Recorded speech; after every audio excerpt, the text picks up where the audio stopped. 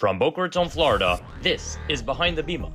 On this episode, Rabbi Goldberg and co-host Rabbi Philip Moskowitz are joined by Harvard alumnus and technologist Sam Lessin, a tireless advocate for Jews in Israel in higher institutions. Sam shares his thoughts on the downturn of Harvard's prestigious reputation within the Jewish community, talks about his continuous fight to reestablish an atmosphere conducive to Jews in Israel, and shares strategies to implement this change. Plus, once again, it's global campaign time. All this and more, Behind the Bima. Welcome to Behind the Bima, joined by my dear friend and colleague, Rabbi Moskowitz. Rabbi Brody is not with us this week. He is back in Israel as we continue to regularly go, support, love, show up, and hopefully one day figure out a way that we are all there together. Rabbi Moskowitz, always good to be with you, my friend. It is excellent to be with you as well. This is a great conversation we're bringing tonight. Sam Lessin, we'll talk more about in a moment. But we didn't know much about him before we were introduced to him and the wonderful work he's doing to try to take back Harvard, to not give up on higher institution and Jews' comfort there. But it was a fascinating conversation. But what were you about to say? I was going to say, when are you going next? You just said Rabbi Brody's there. You said, please God, will be continuing to go. But you have a trip coming up also, don't you? I do, going in a couple of weeks for 3 days. Each of these trips are really mini trips, micro trips. Baruch Hashem, have 2 weddings from the community, very excited about, and the ability to participate and to celebrate. Wish we could always go to all weddings everywhere. It doesn't work out that way, no exact science to it, but the opportunity did present itself, and to be able to go for the weddings and also go to continue to connect and to feel the energy. The Israel energy right now continues to be extraordinary. We hope it never dissipates or unravels, but it's still very, very powerful. The spiritual awakening, the achdus, the sense of mission and purpose, the notion of being part of something bigger. Now, you spoke about that, the Shabbos. We're going to take people behind the beam a little bit, or I am about to. Oh boy. You've been giving drushes now. Am I being interviewed tonight? Yeah, you're being interviewed tonight. It's good. Okay. You've been giving drushes now since October 7th about Israel. I think pretty much every week has been about Israel. Take us behind the scenes, behind the beam a little bit as a rabbi, because you spoke about this exact idea of always having to renew our passion, not letting ourselves get tired, not letting ourselves feel exhausted or complacent, but renewing our efforts on behalf of Israel. What was the genesis of that drasha? Is it something you were feeling? Is it something you feel our community was feeling? Maybe walk our listeners through the evolution of your drasha this past Shabbos. Wow. I didn't see that coming. It's been tough for both of us, for rabbis everywhere who, and I shouldn't say that, rabbis everywhere, because a relative of mine from Israel was recently in America and was shocked by the disconnect at what they thought was a Tzioni community and how Israel did not permeate the drasha, the sermon, and the atmosphere and the programming. Certainly it was a community that is committed to Israel, and you can feel that, but it wasn't as present as it is, let's say, for us here. Not that we're better than anyone else, but we can't and haven't moved on since October 7th. Every single sermon since October 7th, it's now the end of February, has been about Israel. Every article since October 7th has been about Israel, because every day and every hour is about checking what's happening in Israel, what's the latest news from Israel, what can we be doing for Israel, what Israel does, of course, for us. So I've essentially given the same drasha every single week for 4 or 5 months in a row. It's just figuring out different Torah, different story, different hook, different connection. But every single drasha is really what's sharing what's on my heart and my mind. And I feel that based on the feedback and the energy in the room is on other people's, is just to stay connected. So who's our hero this week? Which story are we connected? Which movement? What we've done, though, and I know you've done this also in your drashas, is talk about Israel, but in a way that we're not talking about something 6,000 miles away. This story, this connection, this model, this example, how does that inspire us here? How does that change us here? What more can we be doing here in that way? So I can't help but feel, and I had a meeting last week, I guess that must have motivated the drasha a bit, where a couple people in the meeting shared that there's some fatigue happening, right? The outrage that we had on October 8th, the outrage, the passion, it poured itself out in rallies in the street and in just outrage. The outrage, as is to be expected, I think it's only natural, it simmers. The outrage gets toned down. And so we need to remain outraged. We have to stay outraged because the war is still going. The threat remains. The losses tragically continue to pile up. And so the outrage and the stories that are still coming out and the impact that will be felt for a long time. So that was it. It's just, how can we shake off this Nari Me'afar Kumi and the image of the Kruvim of being children? And how can we, Chesed Ne'urayach, Hashem remembers the Chesed that we insisted on keeping that youthful exuberance and vivaciousness and energy and freshness to whatever it is that we care about, including Israel.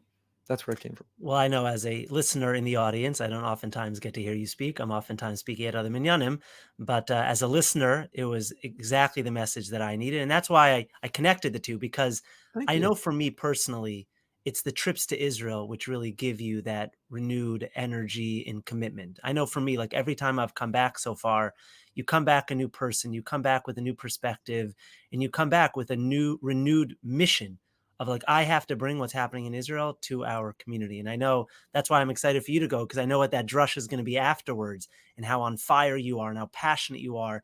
And I know for the community, they look forward to that.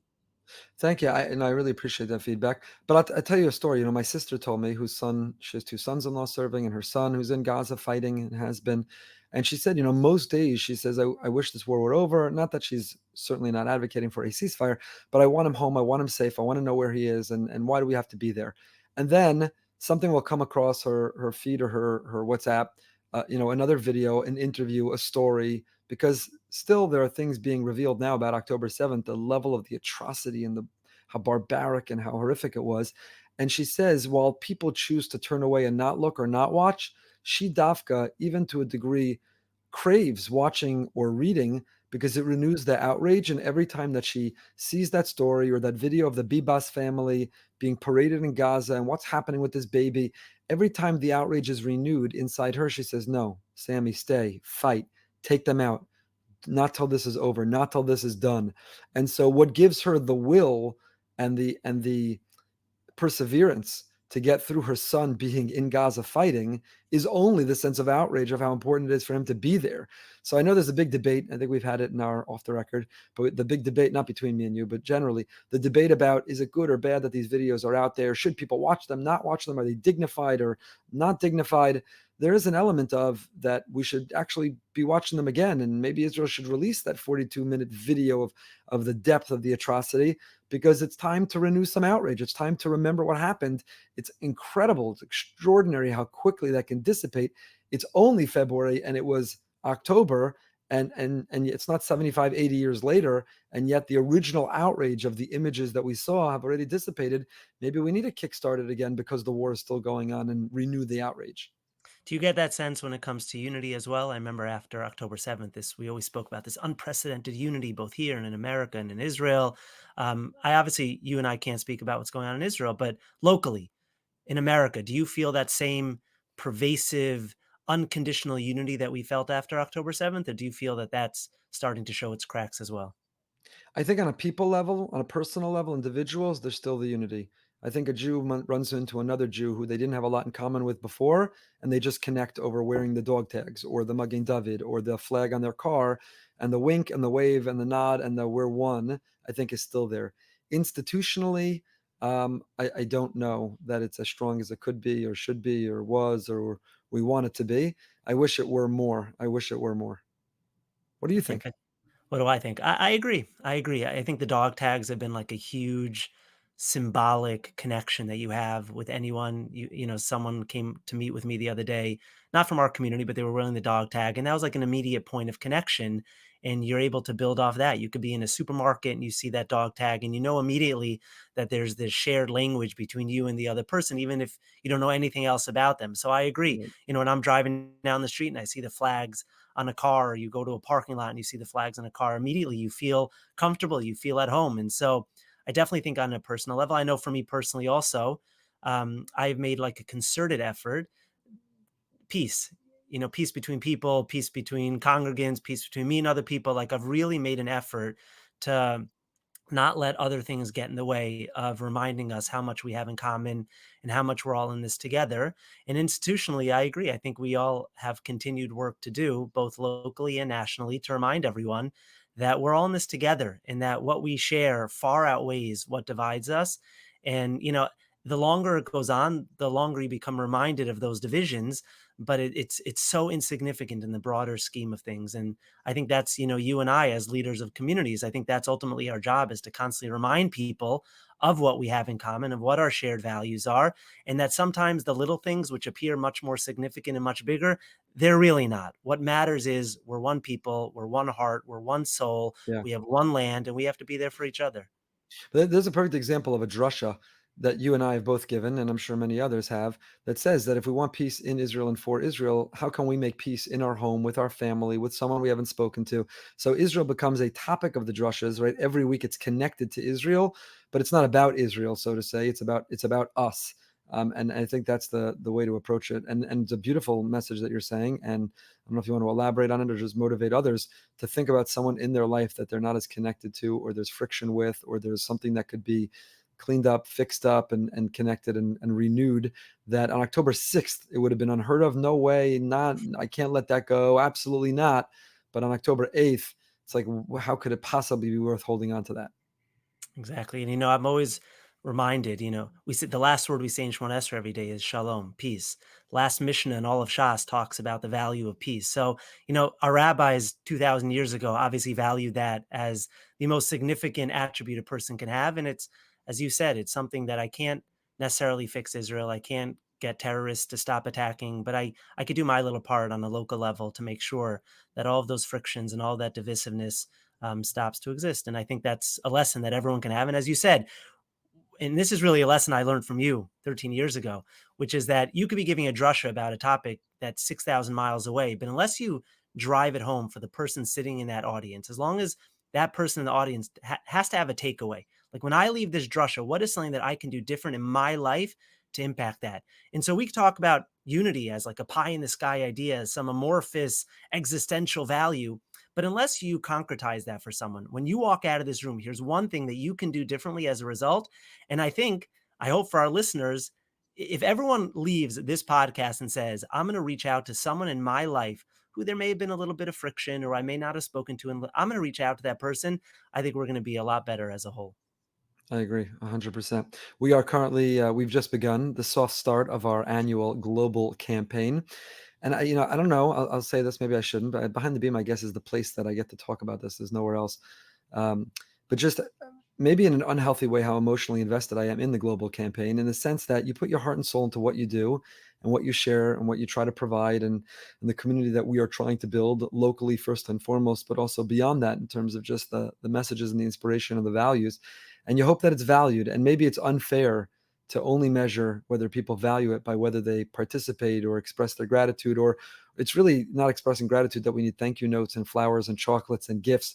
Nothing goes into our pocket, but the ultimate gratitude is to say, I value it and I want to help expand it and grow it and do more of it. So it's the annual sort of groveling and begging and soliciting, but also the annual gut check, and maybe it shouldn't be, but measure of, yeah, there's clicks and there's listens and so on, but do the people really value? And then I once wrote about this, that it made me look in the mirror and ask myself, right?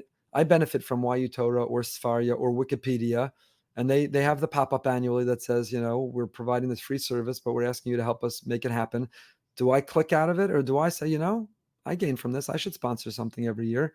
And it really was a wake-up call to me, just knowing how I feel from this, saying, I should. And now I try to. So I guess reminding myself again now the importance of, it's not a major contribution. Like our major stock of dollars, not telling someone to take their miser or 50% or 20% or 10% or 5% of their miser. It's just a matter of being counted among, in some whatever way, So we're doing our global campaign. I hope Behind the Bima, Behind the Bima, thank God, is a wonderful wide audience, and the statistics and the data show a lot of listens. And supposedly it might be actually starting to stream in a very exciting place that asked if they could put it on their monitors for people to choose from. We won't say what it is until it actually appears there. And all of that's amazingly gratifying and meaningful. We want to do it better. We want to do more of it. And we need support to do it. So if anyone is so moved, BRS Global, brsonline.org/global. Feel free to contribute and express your appreciation for Behind the Biba, but also enable us to do it better and more and reach more people. And what's their incentive this year to do it, Rabbi Moskowitz? Unless you Well, want to there is continue a to be little more incentive palatable. this year. Breaking news for those who did not see the BRS Weekly last week, but BRS is going to be hosting a Yishai Ribo concert on April 7th here at Boca Raton Synagogue. It is extremely exciting. We're doing it in partnership with our friends at the Helping Israel Fund. All money, all proceeds from our side of the concert are going to be going towards Israel to support the soldiers, front lines. BRS isn't making a penny off of this, and that was never our goal. Our goal is always to utilize this as an opportunity to magnify what we're doing and to share, the values of BRS with the world. And all the money is going to Israel. It's going to help support the soldiers, our friend Glenn Galish, Helping Israel Fund. And as an incentive for those BRS Global investors who give above a certain level are going to be entered into a raffle to receive 2 free tickets to Boca Raton, spend Shabbos with us in our community, experience the magic of BRS, and be our guest, VIP, at the Yishai Rebo concert on Sunday night. If that is not incentive, I don't know what is. That is a pretty good incentive. And when they're here, we're gonna fly them in, 2 domestic tickets, fly to Boca. Are they gonna get to spend time? We're gonna hang out. Maybe we'll have them on Behind the Bima. Maybe record I a hope little so. bit Maybe with we'll have whoever them on. I wins. think we should do the raffle. Maybe we're going to do the raffle on Behind the Bima. Maybe even Yishai will join us on Behind the Bima to do the raffle. Mm. And yeah, I look forward. I'm a little nervous now who wins the raffle, but I look forward to meeting this person, to spending Shabbos with them. I think it'll be a really great experience. We'll be able to highlight them in our community that Shabbos. I think it'll be like a real blending of the worlds. Sometimes you go somewhere where you meet someone from your personal life and then also from your Right. professional life, and it's like the blend. I feel like this is going to be the ultimate combination of like the global world and our local world, and there'll be a real celebration of everything that you and that we have been building over these last number I of love it. years. So $180 gets someone 1 raffle ticket, 363 tickets, 500 5 tickets, and so on. And I would hope one would think that they should give anyway because they're appreciative, they're grateful. And again, it's not just appreciation. You're enabling us. The more we have, the more people we could reach, the more Torah we could spread, the more difference we could make. And hopefully you want to be a partner of that. And as our gratitude for your gratitude, you're in a raffle.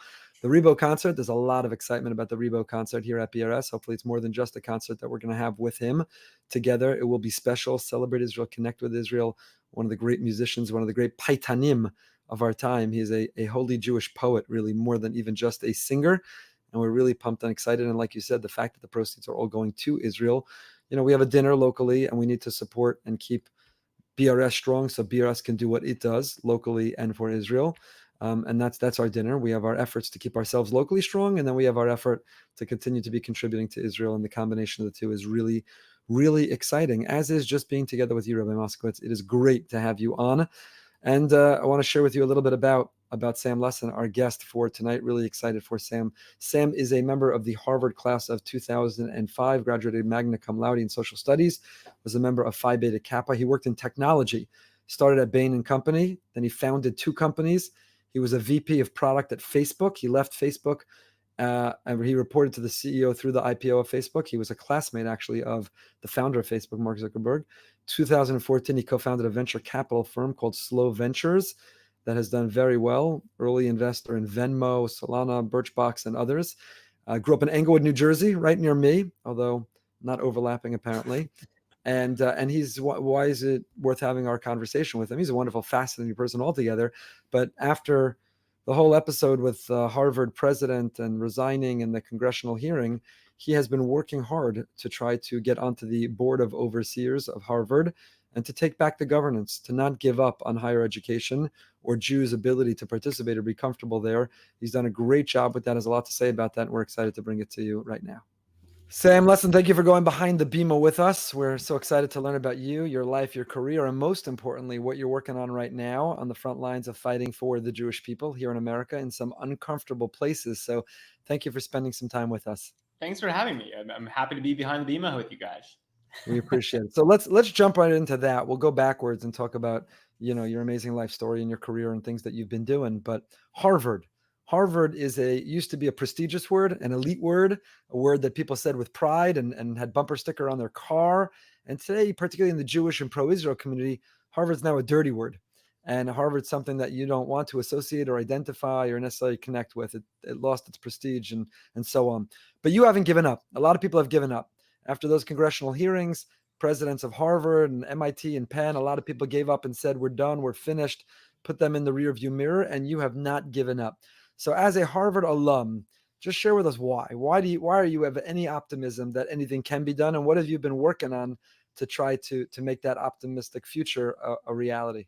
Yeah, I mean, as you said, Rabbi, I mean, it's been a depressing fall. I think a lot of people, and certainly the Jewish community, and candidly even beyond the Jewish community, really saw Harvard in a certain light. And you heard stories about some of the changes and issues on campus, anti-Semitism, et cetera. But you kind of chalk it up to who knows what's true, what's not, et cetera. And I think post 10/7, it became all too real. Unfortunately, how much the culture and the campus had changed since I was a student and since many people were students there. As you said, speaking with many friends who have been generous to Harvard, who care about Harvard over the years, the reaction largely, especially on the West Coast, is we have to move on, right? This is, unfortunately, it's 400 years of history and, a challenging history at moments, but a place that, a lot of Jewish people and Jewish alums cared a lot about. We have to move on. It's time for new institutions, et cetera. I'm a West Coaster, but I also believe that some institutions are quite powerful and brands don't go away overnight, right? And so I think that I get the instinct, especially in the creative community and the entrepreneurial community, to say, we'll build the next one. Don't worry about it. We'll move on. But, when you have 400 years of history and probably the most well-known academic brand in the world, I think it's worth a try to push back and say, no, is it really gone? Or do we just need to put a little work in to bring it back, right? And so I started working on that. And, for me, it was obviously doing what everyone else did, which is saying, I'm not giving any more money until things are changed. But then it was also saying, there are these boards, the overseers being one of the governing boards. Can we get a seat? Can we start advocating more directly? Can we start to kind of put some pressure? And I'll tell you, the process of doing this has been both extremely frustrating in a lot of ways, but also actually quite heartening, right? And let me give you kind of the both sides of it. The frustrating part is the things people say, for all the organizational reasons, it's incredibly hard to change. There are real issues. There's real deep problems that are going to be very hard to move forward and fix. All true, right? All true, and I've seen it firsthand in many places. The positivity, though, and this is, again, I'm always an optimist because I think you have to be, is one, working on this campaign, the number of people that have come out of the woodwork from all classes, all schools, and said, yes, of course, right? Of course we want to support you. Of course this has to change, is enormous. The number of people, even in leadership positions, who called me in private and said, look, you can't use my name, but I agree with what you're doing. Please keep doing it, is very real. And so I think there is a culture of fear. There are some real organizational problems. It's not going to be a simple fix. But I will say that, having worked hard on a campaign for the first 6 weeks, now having a mailing list of tens of thousands of alums, having, 2,900 go through a very arcane process to vote for me in terms of this, I have a lot of hope, actually, that this year and going forward, with the right application of pressure, with the right clarity of ideas, that we can make a difference here. So I'm not done. And how do we make that difference? If Harvard is redeemable, and I'm gonna go out on a limb and say that everybody would agree, if it were redeemable, if we can turn them around and pivot them to stand with the Jewish community, be more pro-Israel, and the issues that need to be fixed, that certainly is the better way to go, because of all the reasons you listed and more. So let's hope and assume they are redeemable. What's the strategy? What's the method? What did you try? What wall did you run into, and how are you going to run through it? Yeah, look, I mean, here's my personal belief and strategy, having spoken to a lot of people, and not just Jewish alums. I think it's very important to keep in mind the fact that it's not just Jewish alums who feel this way. It's a broad swath of the alumni, and I think that the organization in different pockets. I think we have to recenter on the core principles of what Harvard is supposed to stand for, right? And to me, it's very clear, which is Harvard has stood for 400 years in the spirit of academic excellence. It's literally in the slogan. It's veritas. It's truth. Full stop. Right. And if we're being honest, I think what happened in the last many years, certainly since I was there, I graduated in 2005, is we've watched so many institutions of the country fall, right, or become not trusted anymore. And so, rightly or wrongly, what happened, I think, is a lot of people in society, they want things to be better. They want things to change. They say, well, what institutions are still strong, and what can we ask them to do that's more than their core mission in order to accomplish it? That's how all of a sudden you get these changes where Harvard went from purely being about academic excellence and truth to, well, is there a DEI mission on top of that? Are there other things we should be optimizing for beyond just the core mission of truth? And the problem with that, it's a nice thought in some ways, right? The nice thought is, okay, these institutions are strong and there are problems we have as a society. Maybe they can pick up more slack. The problem is that it's not designed to do that, right? And so what happens is when you complicate the mission, which has clearly happened, it puts pressure on the board. These boards are not designed to be very strong, right? They're donor boards in a lot of ways. And so when all of a sudden it's not, hey, we're optimizing for Veritas, we're optimizing for Veritas plus diversity plus other social issues, the boards don't know how to trade those. And candidly, they don't want to get mixed up in it, right? They say, look, we're here as, as supporters of Harvard, we don't want to be trading these different goals against each other. And then that percolates through to campus culture in various ways because no one's holding a firm line, right?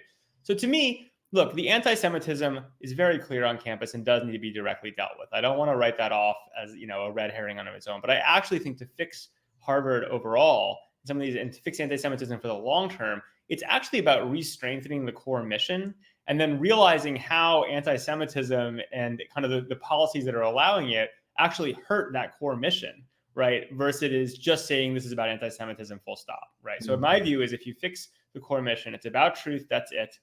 You can kind of fix governance, make it easier to say, yes, is this about truth or not, right? Is it about academic excellence? Are we trying to win Nobel Prizes or are we optimizing for other things? And then you get to campus culture. We can say, hey, is freedom of speech in the classroom to find truth? Is that an important input to academic? Of course it is, right? In civil discourse perspective. On the flip side, if we believe in academic excellence, is it okay to exclude Jewish students or make them feel unsafe on campus on private property, right? And not allow them to participate fully in that? Of course it's not, right? These things become very easy, right? But the problem is that when that mission gets muddled, all of a sudden these trade-offs become very hard and you don't have the right governance in place to kind of protect people. So that's kind of how I see things. But is it too entrenched, Rabbi Moskowitz? I'm sorry, but is it too entrenched? If you have professors, they're tenured, the culture, is it so entrenched? Is it as simple as, and it's not simple at all, but is it as simple as running for the board of overseers, making it on, taking over the governance, or are you going to have to purge some of the I wouldn't say purge. Rabbi, Yeah. I wouldn't say purge. What I would say is this. I mean, I think there's a bunch of reasons why, the academic world has always had some, we'll call it, colorful and sometimes very wrong views about the world, right? That's nothing new, right? What I do think what's happened over time, and I think brings to a head right now, and I do think there's a lot of what you're discussing, is with no backstop, with no one saying these are the lines, right? That those types of viewpoints have been allowed to run amok, right, in a way that's very damaging to the institution, and also does have the byproduct of doing something I think none of us probably listening to this, no one listening to this is excited about, which is causing a lot of anti-Semitism and legitimate fear among Jewish students, right, and feeling unincluded from the environment. So to me, look, I don't think it's a quick solve. I don't think we're going to be here in a year and we're going to say, hooray, we've succeeded and we've finished.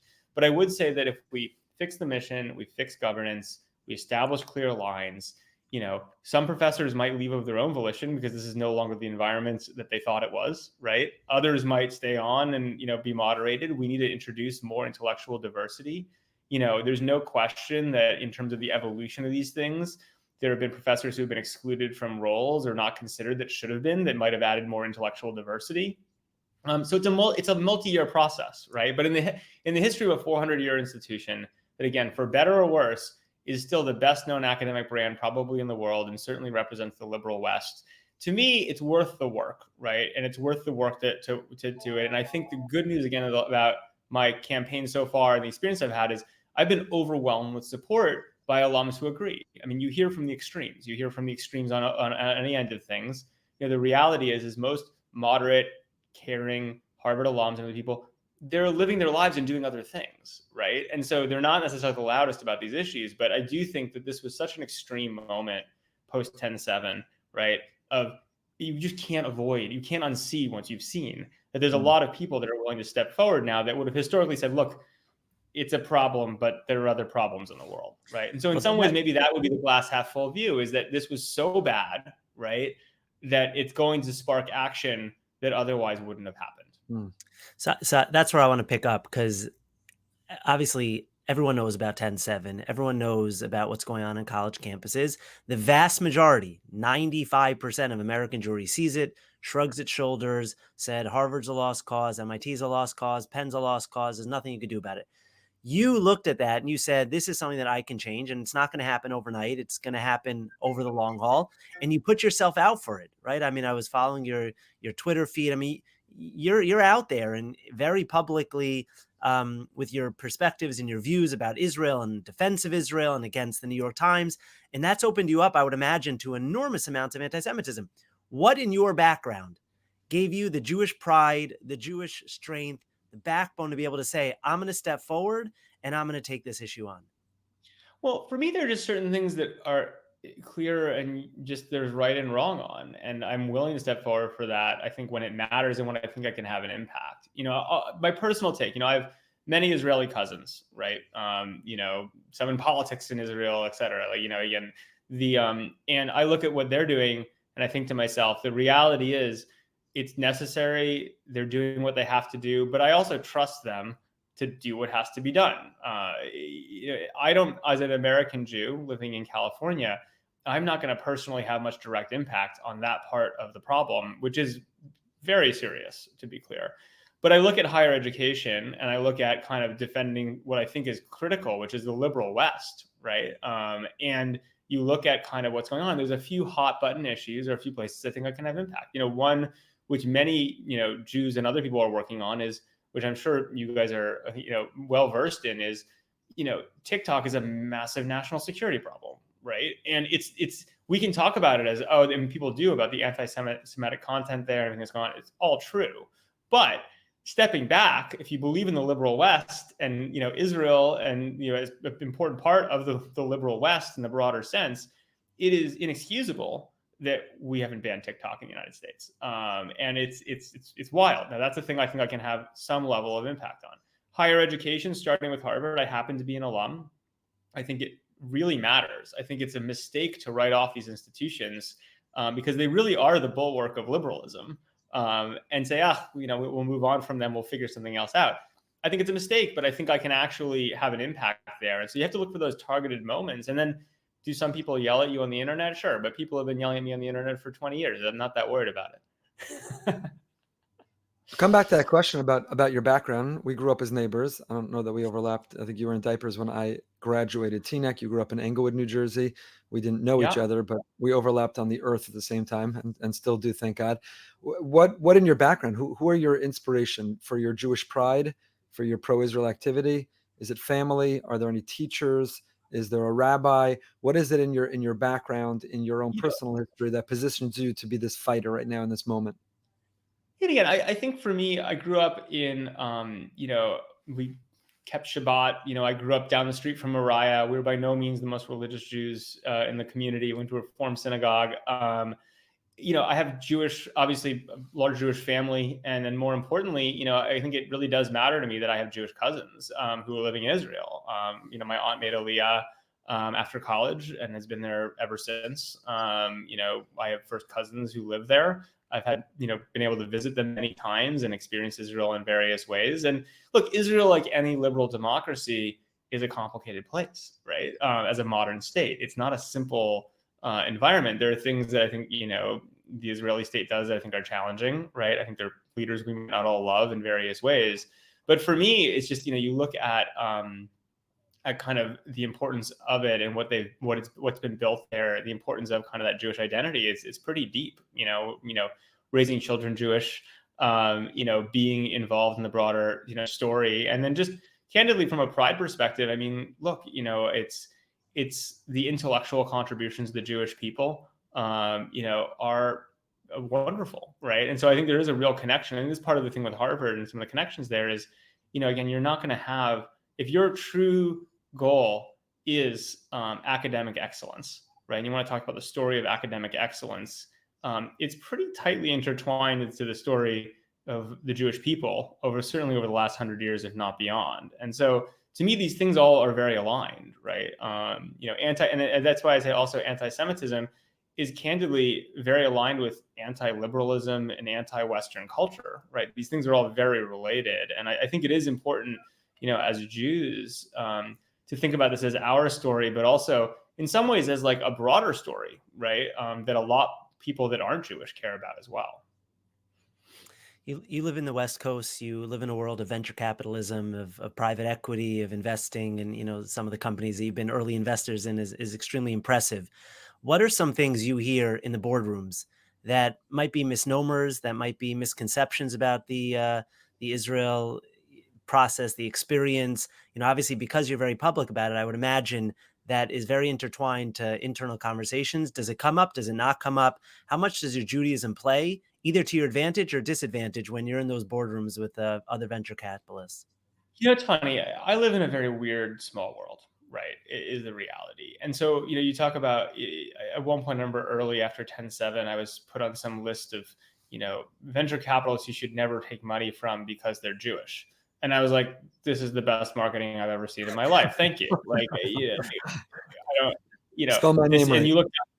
you look down the list of people on this list, and it's like, I've never been so thrilled to be in such great company, right? It's like all the best, and so, to me, in the small world I live in, candidly, and work in, it's not a problem. I mean, people broadly agree. Like, the people I want to invest in and spend time with, they're not all Jewish by any means, but like, broadly speaking, I think they support the West, they support liberalism, they support, Israel.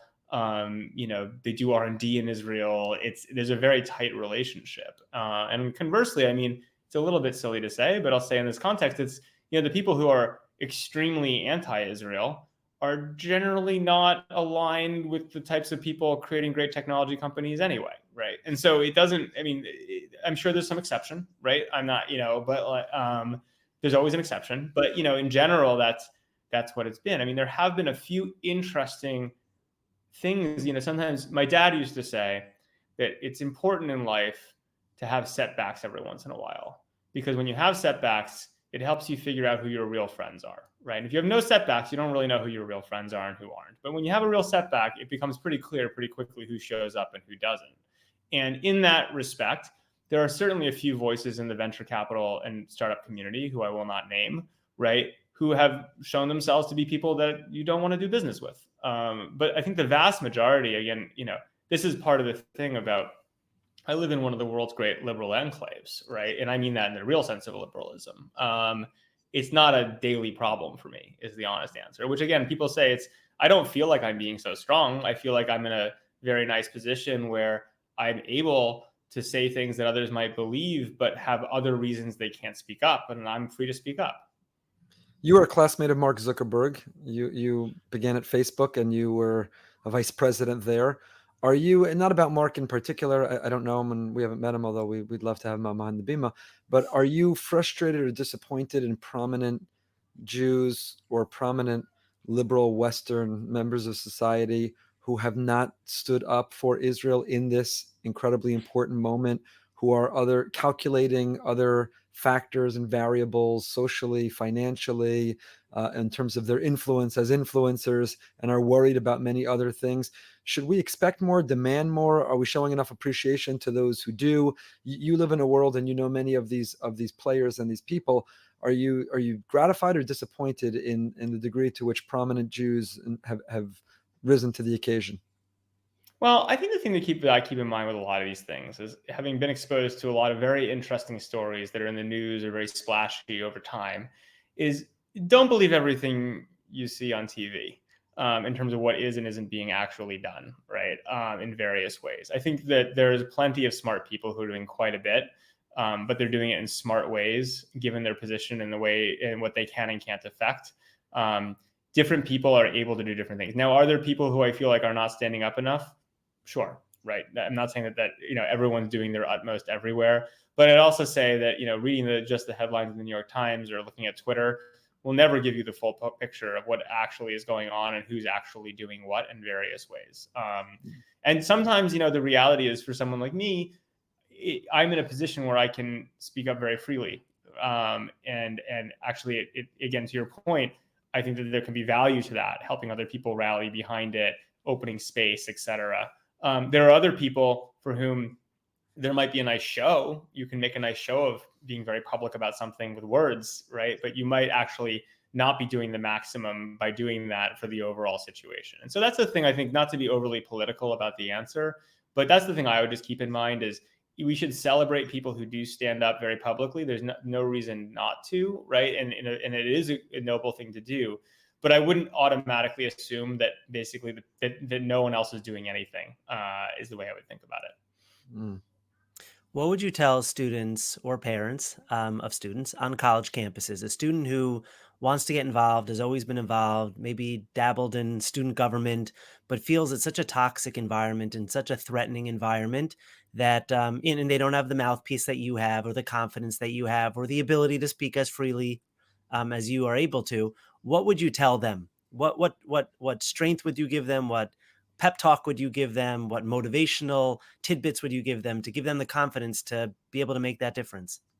Start in small ways. I think the reality is being willing to speak your mind and kind of put things out there. I don't think it's something that happens overnight. It's not the movie story where someone wakes up one day and they've been meek their whole lives or afraid to speak up, and they have their one shining moment, with some grand speech, and then everything changes. I think it comes from daily practice and daily action. And so to me, one of the things I think is most disappointing that's changed, in liberal campuses is it's very clear that in a lot of elite schools, people are unwilling to express controversial ideas in class. What a tragedy, right? Like that's the whole point, right? The whole point is and it strengthens everyone's arguments, and it can be done in a respectful way. And so even if it's a small opportunity, you think to yourself, should I speak up or should I not speak up? Should I say something? Should I try an idea? You start in small ways and then you build, right? Now, obviously, there are places where physical safety is a problem. I would certainly not suggest marching into a hostile environment and getting yourself hit on the head, right? Like that's not a good use of anyone's time and attention, in any immediate sense. But I do think that practice and building confidence in yourself is absolutely critical. And I think we need people to speak up. I mean, the biggest disappointment in this campaign, the good part is getting a lot of calls and a lot of support from people saying, I really agree with what you're doing. Let me help you in the background. But to your point also about, who speaks up and who doesn't, there's a lot of people you're also like, you can speak up, right? You should be on the record on this. And maybe you're not being strategic. Maybe you're just scared. And the only way to overcome fear is to do it in small ways and build. Talk to us about Facebook helping build it. Do you use social media? Do you let your family use social media? Do you see how do you balance the benefits and the dangers of social media as one of the people who've invented it? Yeah, I mean, again, I think that's a little bit of an overstatement to say I invented it. I certainly have been involved in it and proud of the contributions I've made over the years. I do use social media. I think it's fabulous. I do think, like anything, it can be distortionary, and too much of it in any direction can be a bad thing. I think you have to keep your sense of reality about you, in proportion. But look, at the highest level, what just happened to humanity in the last 20 years is one of the most shocking, fastest transitions ever for human species, right? We went from a world where you used your eyes and your mouth and your ears, and you could interact with a very small amount of people around you in your small community. All of a sudden, you can speak to everyone on Earth instantly for free, right? That is a literal human superpower.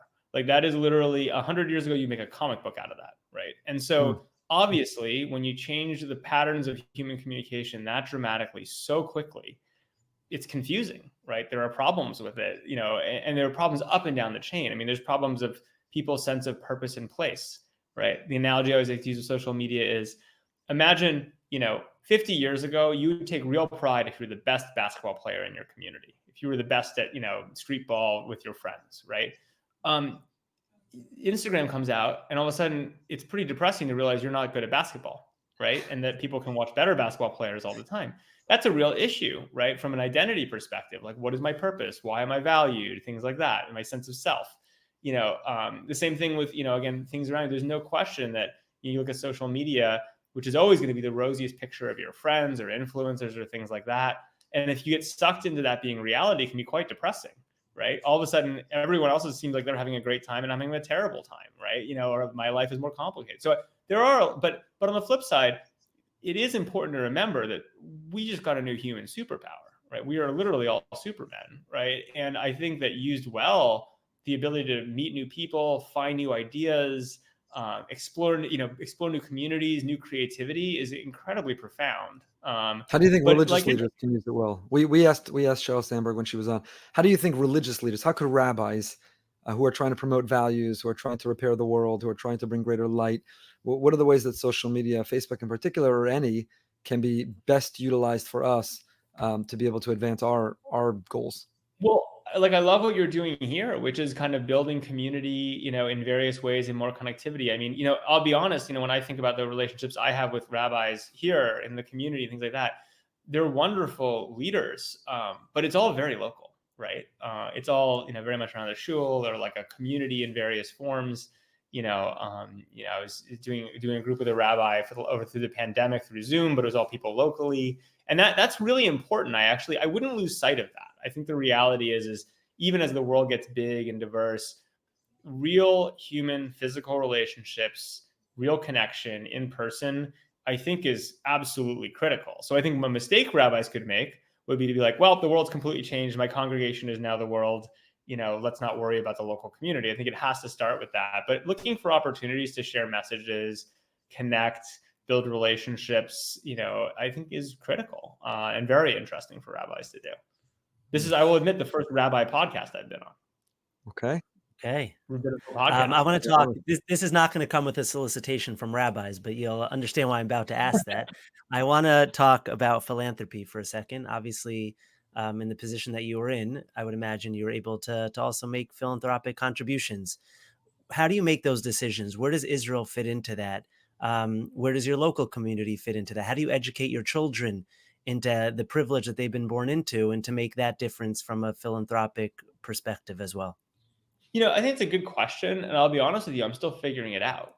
I've given certainly gifts to organizations in Israel that I think have done interesting and good work over the years, certainly in my local community, et cetera. But it is interesting, right, to think about where can that, as a venture capitalist, where does that marginal dollar make the most impact, right? And how do you measure that impact? And how do you make sure that, you're actually spending money wisely, right? As opposed to doing things that might look good on a billboard or feel good, but aren't having the impact you need them to have. And the reality is the philanthropy world, if you compare and contrast investing dollars for profit versus investing dollars for philanthropic ends, the philanthropy world is more complicated and also in many ways less sophisticated, right? And I think that is something that I think has to change over time in terms of scaling philanthropy well.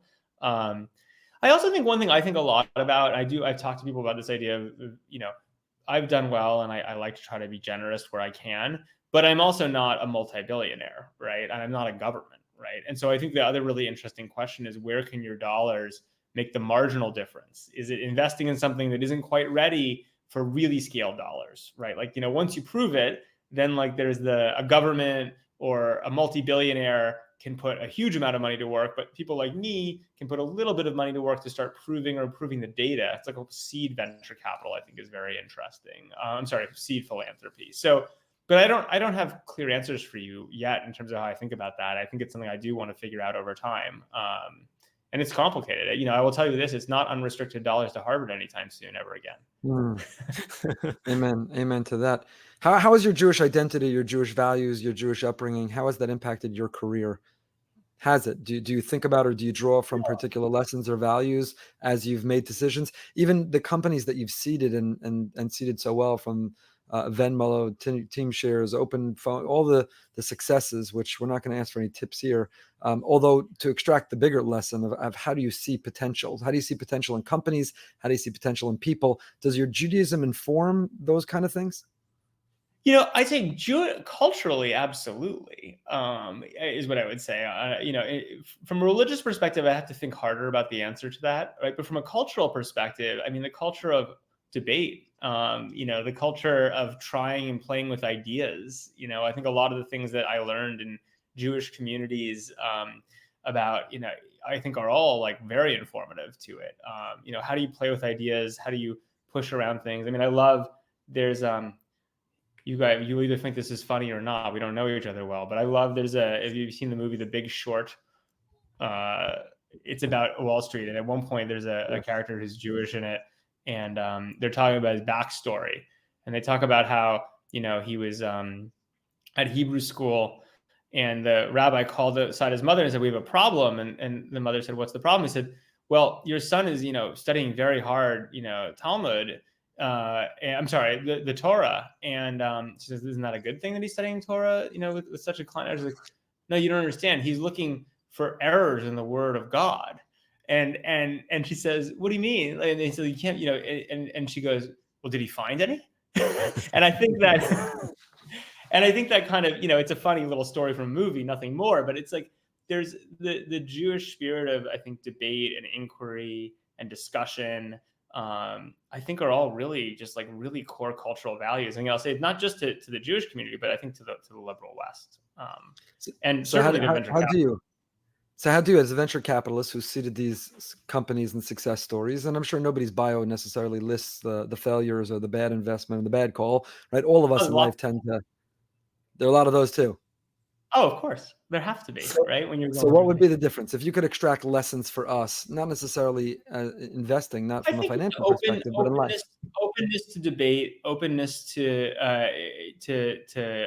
being wrong, openness to dialogue, I think are just the culturally very Jewish values. And so for me, it's, I always like the ideas when people come in, and I think almost all the best investments I've ever done, people come in and they say something and you're like, that's crazy or that's wrong. But then instead of just dismissing it, you debate it, right? And you say, they might be right. Or like they have to have it has to be a little bit, you have to be willing to entertain ideas and debate ideas in a broad spectrum, right? And again, it's hard to say whether that's strictly a Jewish value. Like, again, you guys would know better than I would from like a religious perspective, from a cultural perspective. That's how I grew up, right? I grew up with people and you bring them in and you debate with them and you push around ideas, and sometimes they're wrong and sometimes they're right. And that kind of dinner time banter, right? That debate, was one of, I love, again, I'm not by any means versed, but, even in like basic Talmud, like the clay pot story, right? I remember the first time I read, is it kosher? Is it not kosher? And those types of vignettes culturally, I don't know, that's my job. So first of all, it's 100% a Jewish value. You're right. But do you worry that we're losing that value, that social media, that the echo chambers that we're creating online means that my children are growing up with a very narrow perspective of the world, filtered through the lens of social media, filtered through the lens of a very homogeneous community that we live in, and that ability to like be open and willing to explore other ideas and opportunities is kind of a little bit lost on the next generation. I hope not. And well, I'll tell you a funny story that I kind of sometimes use about the era I think we're in the internet. Is there was this period that after the British invented gin, where basically GDP did not grow in Britain for like 50 years. And basically the entire population was drunk for 50 years, right? And they eventually grew out of it, mostly, right? And I do think the reality is that, if you think about this moment in time and where we're at with the internet, of course there are echo chambers. You can now, if you want, go on the internet and say almost anything you want and find a bunch of people who agree with you and then spend all of your time agreeing with them.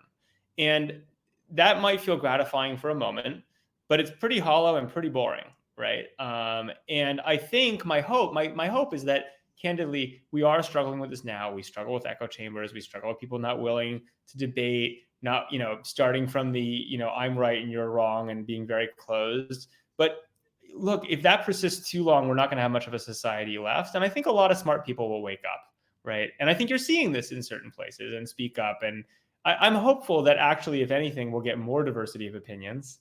We'll get more new ideas. We'll get more creativity. We'll get more truth coming out of this. But I agree that it's a tough moment right now, right? Because I think people are still very into this idea that they can go find any community they want to simply affirm them, right? As opposed to push them.